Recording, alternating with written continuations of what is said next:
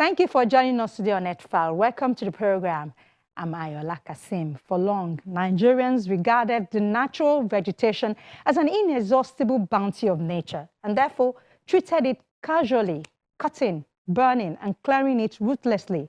We lose thousands of hectares of forest and natural vegetation annually. The challenge has been getting people to reduce the rate at which they fell trees and getting them to plant more. Today, we will look at some of the effort at boosting the national forest cover on the program. Just stay with us. Start of work at the Olofeoluwa Plank Market in Olojojo Woshoki area of Lagos, southwest Nigeria. It's the beginning of the year and business has been somewhat slow here.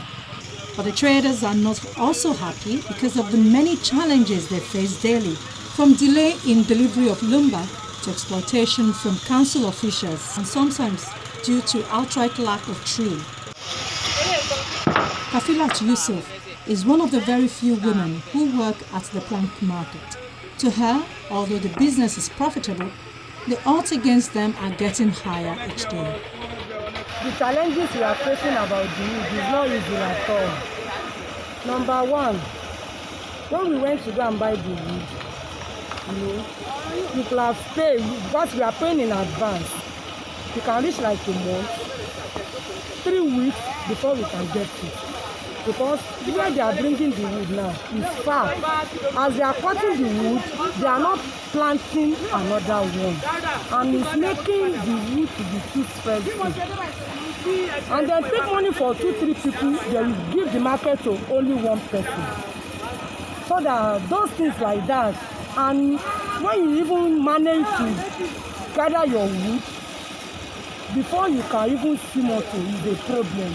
You can be there like a week, like 4 days, like 2 weeks, expecting motor without seeing it. So that, and when you manage to get motor to come over here is a problem. Police, army, many things like that. So that to get the wood is not easy. It's not easy at all. It's not easy. The woods are transported from the rich rainforest of the southwest and south-south regions of Nigeria to sawmills in Lagos, the commercial capital of Nigeria.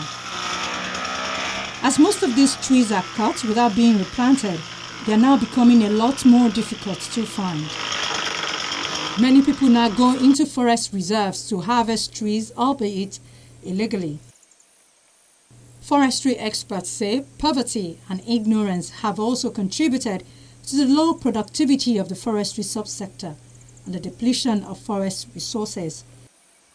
This is because the forests are usually located in rural areas, and as such, the forest and its products provide source of energy, food and income for these rural dwellers, leading to overexploitation and illegal use of this natural resource. Furthermore, as more forest products are used wrongly, for example, as chewing sticks or wooden electric poles, it may result in the poor performance and productivity of forest and the forestry sector in general. It has been attacked by an insect. Dr. Adedoyin Ogunwande is a research scientist who leads the Tree Improvement Section of the Forestry Research Institute of Nigeria. The team works to improve the gestational age of both exotic and indigenous trees in the country. Their research aims to increase the quality of commercially grown species and to ensure that stock of the most appropriate genetic origin is used in forest establishment. Since it is our duty here to make sure we make the forest available, then we need to get encouraged and keep working at it. And that is why we keep doing what we are doing. If we are discouraged, we will have abandoned this long ago and look for something lucrative to do, because you know the number of years it will take this to grow to be a big tree for them to cut. But as we are working at it, reducing the gestation period, doing this, doing that, encouraging plantation establishment, maybe through enlightening people through extension work on what it is to plant a tree, the advantage to you and to me, then I believe it is all these things are necessary to make this tree established, to make it to be available for use. So we can't be discouraged. We are encouraged. The team understands that it has a difficult task as many people cut the trees daily. The absence of sufficient data affects the effectiveness of government policies on the forestry sector. If these issues persist and the forests are not given adequate attention, experts say it will continue to yield less productivity, which will be compounded with problems of deforestation. And that is why forestry is here to research on producing more, because definitely they will be cut down whether we like it or not. There's no way we can prevent that. They are useful. That is why people are advancing towards the forest.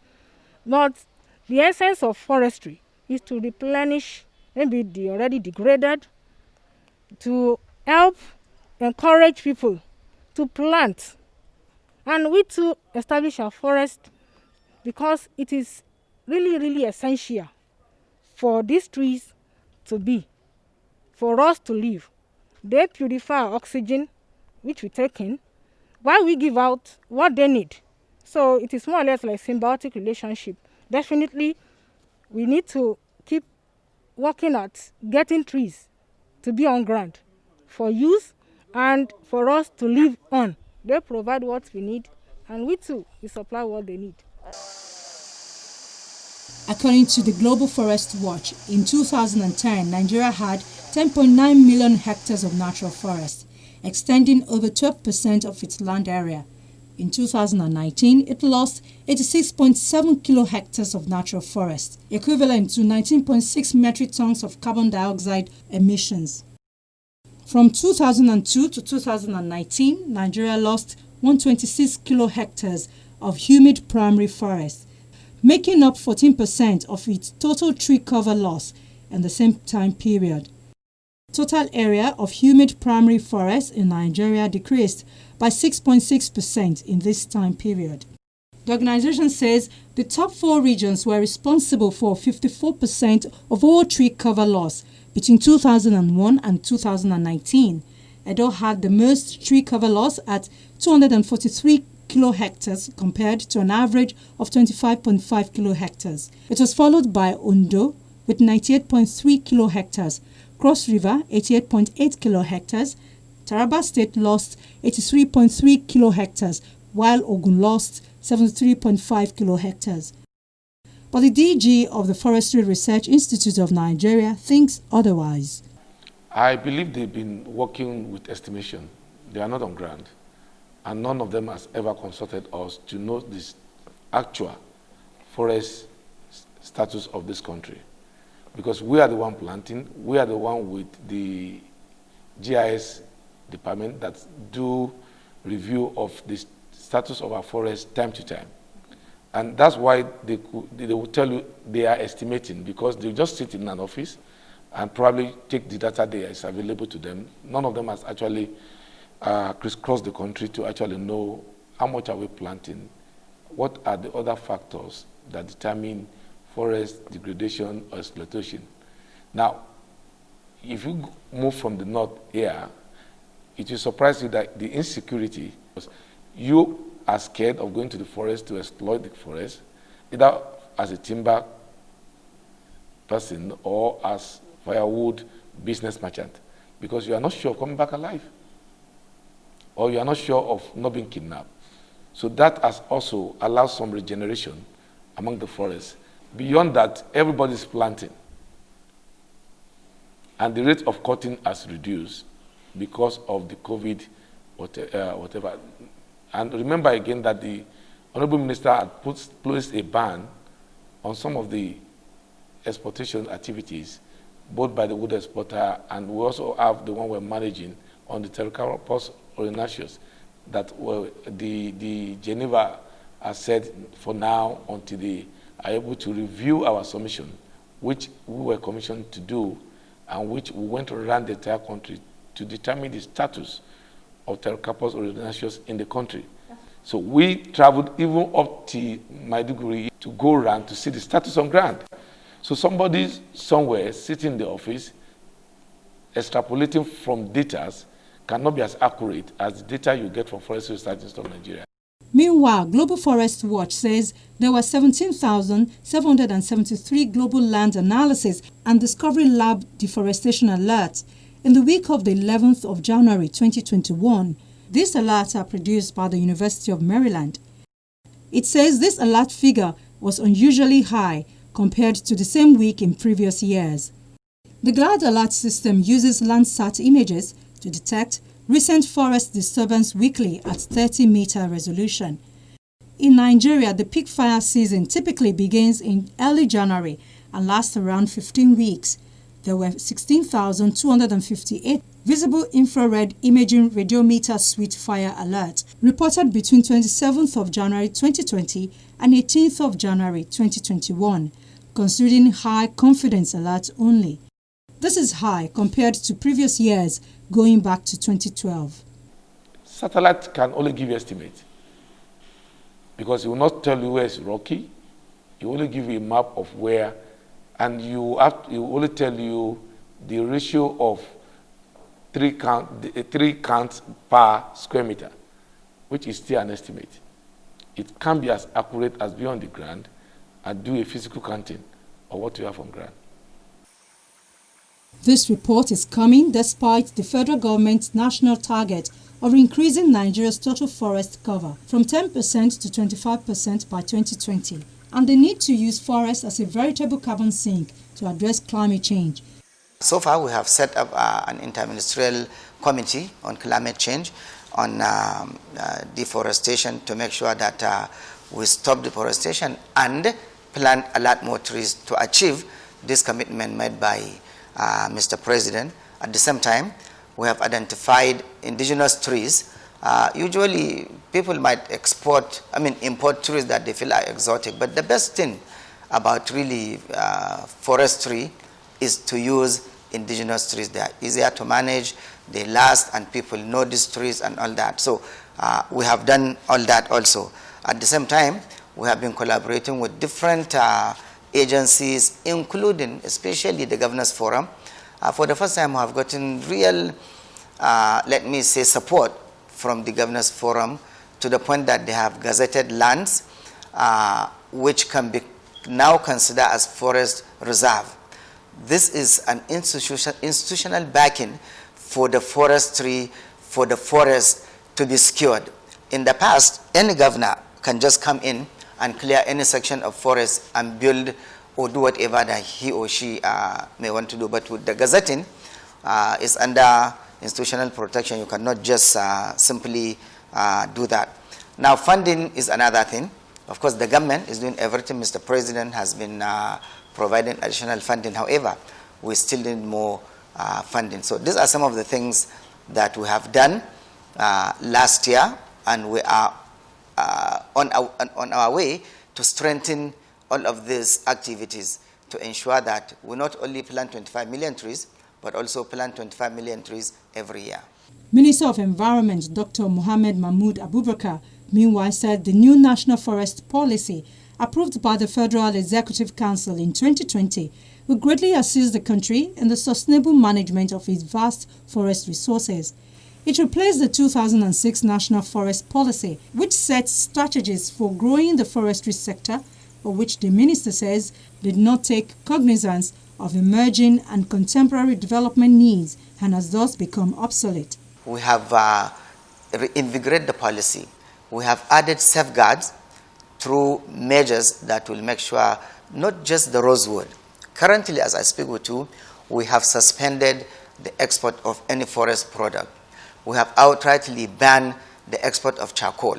So these are all going, and by the time we get the update, we will now put all additional measures in place that will make sure that the export of rosewood is stopped. And other forestry product, we will see how can we manage them to be sustainably exported where is possible. But charcoal for now, banned completely. Forestry experts say the forest can contribute to economic growth in more ways that do not require the depletion of forest resources. The sustainable and conservative use of forest resources is a sure way of growing the Nigerian forestry sector. forests can contribute to economic growth via ecotourism, even though all the required frameworks and facilities for ecotourism are not present. The government has been warned that the importance and potential for impact are not to be overlooked, as it can provide employment for rural dwellers, recreation, improve rural areas, and generate revenue even in foreign exchange. The coronavirus pandemic poses additional threats to the world's forests in the months and years ahead. In the short term, forests may be affected by a lack of enforcement, resulting in a higher incidence of illegal clearing and fires.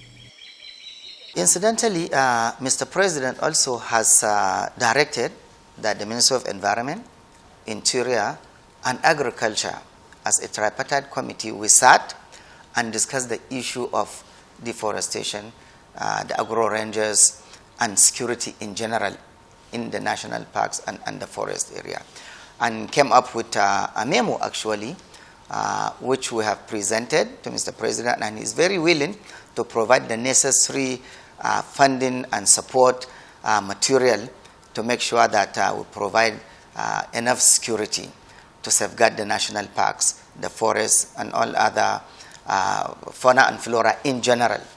The National Forestation Program of the Federal Ministry of Environment is one of the projects financed by the Sovereign Green Bond Program. It aims to increase Nigeria's existing forest cover through establishment of forest plantation of environmental and economic tree species and enhancing livelihoods of the urban and rural poor. The afforestation program is a key component of the country's strategic framework towards achieving Nigeria's nationally determined contributions committed under the Paris Agreement. It also falls under the environmental priorities contained in Program 47 of the Economic Recovery Growth Plan, which point to the need for the country to establish a forest plantation in each state, combat drought, desertification and land degradation, and enhance ecotourism by rehabilitating forest reserves and national parks. The method we are adopting is that when we supply seedling, we monitor. We monitor where they planted it.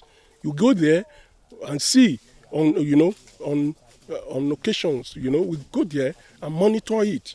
That, okay, this is what you have planted last year. Just for instance, I'm telling you now that this is the one we planted in 2018. We go to various states now that as we are giving these seedlings, we want to know where you are planting it. We want to see what is going on, the development about it. Because this climate change is real. We don't need to play with it, And planting of trees is very important if we want to ameliorate the environment. So we have been able to plan it now that as we are planting, when each states are planting, we monitor where they are planting, and we also see to whatever problem that comes out of it. Despite apparent successes by some countries in curbing forest loss, the 2019 data underscore one fact. The fight to curb tropical forest loss is far from over. Most countries and companies failed to meet their 2020 commitment around forests, with tropical primary forest loss remaining as high as ever. A small river and a wooden bridge mark the boundary of the Rapid Gwa Forest Reserve. A sign informs passers-by in chipped paint that hunting and clearing land is forbidden. Immediately beyond it lies an illegal plantation, the aging stumps of the original forest still visible among the stubby cocoa trees. Côte d'Ivoire's Rapid Gwa Forest Reserve is a protected area and an important front line in the global fight against climate change. Hidden away within it are a number of illegal cocoa plantations, a major cause of the country's massive deforestation in the last 50 years. Tasked with overseeing the protection of some 130,000 hectares of land, his forestry officer, Lieutenant Olivier Nogo, and his small team of 5 guards. Right now, we're on a bridge which stands over the boundary of the forest reserve of Rapid Gwa. From this stream, we are going to the Isiaka Komokan zone, to check on a clandestine settlement that was set up in the protected forest reserve. Decades of intensive cocoa farming made Côte d'Ivoire the world's top producer of the chocolate ingredient and have all but wiped out its tropical forests. Now, an ambitious government forestry policy, planned European Union legislation and stricter supply chain monitoring are coming together in an effort to reverse the damage. Lieutenant Nogbo's team meets the residents of the illegal settlement to explain the government's policy that they can cultivate land as long as they plant new trees. If not, they will face eviction. After gaining independence, Côte d'Ivoire transformed itself into an agricultural powerhouse. The strategy led to rapid economic development, but the environmental fallout was stark. Between 1960 and 2015, the country lost around 70% or around 8.6 million hectares of its forest cover, much of it transformed into cocoa plantations. The country's new forestry policy is trying to reverse that, focusing on taking back control of government-managed parks and forest reserves. Graphics and satellite maps shared by Mighty Earth, a global environment protection campaign group, reveals the stark loss in Côte d'Ivoire's forests since 1990. Amola Tori is a campaigner and researcher at Mighty Earth. The map we have here is a live map which shows the most active areas in terms of deforestation. And when we say the most active areas, it shows where the deforestation is the most intense. The darker the color in red, the greater the level of deforestation. Why have this map? The map introduces more responsibility in cocoa production in Ivory Coast so that we may have cocoa that is fair, with producers who act responsibly and who can take responsibility and be accountable, not just with regards to Ivory Coast, but also to the planters, the stakeholders, and for all Ivorian citizens. Because, as you know, these environment and climate issues are global. They affect everyone. He says the group launched the interactive map in January 2020. The Cocoa Availability Map is designed to trace cocoa production and transport in Côte d'Ivoire and monitor forest loss. Data is updated every 2 weeks, which allows for very close monitoring of activity in the forest. Mighty Earth says the data from the map provides crucial production and tracking information that can help the government eradicate forest loss. The cocoa industry and the government promised to develop a joint monitoring mechanism to make good on their 2017 Cocoa and Forest Initiative to end deforestation. But Mighty Earth says progress is very slow. We need to act. It's an emergency today, because if we don't act quickly, we risk losing the entirety of our forests. Already 90% of our primary forests in Ivory Coast have been lost between 1960, when we gained independence, until 2000. So that's in the space of half a century. Today we talk of 2 million hectares of forest that remain. Others say up to 3 million hectares.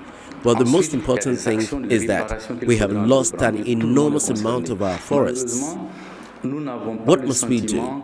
We must wake up and stop deforestation. After that, we must make reparations. Everyone is affected.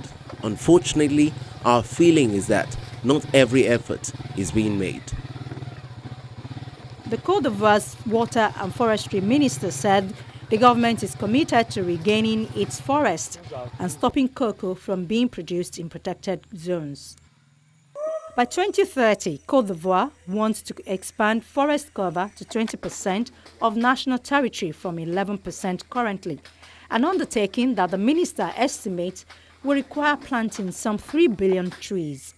The initiative is part of a framework agreement between Côte d'Ivoire, neighboring Ghana, and around 30 cocoa and chocolate companies aimed at halting deforestation in the cocoa value chain that was agreed at the COP23 in Bonn in 2017. Rather than sacrificing forests in pursuit of economic recovery, which will only lead to future complications for the health and livelihoods of millions of people around the world, governments have been advised to build back better. Investing in the restoration and sound stewardship of forests will create jobs, contribute to more sustainable economies, and protect the forest ecosystems the world needs. That's our program for the week. Thank you for staying with us. I'm Ayola Kasim, asking you to join us next week for another episode of the program. In the meantime, our inbox at file@channelcv.com is available for your comments and your questions. We'll see you next week.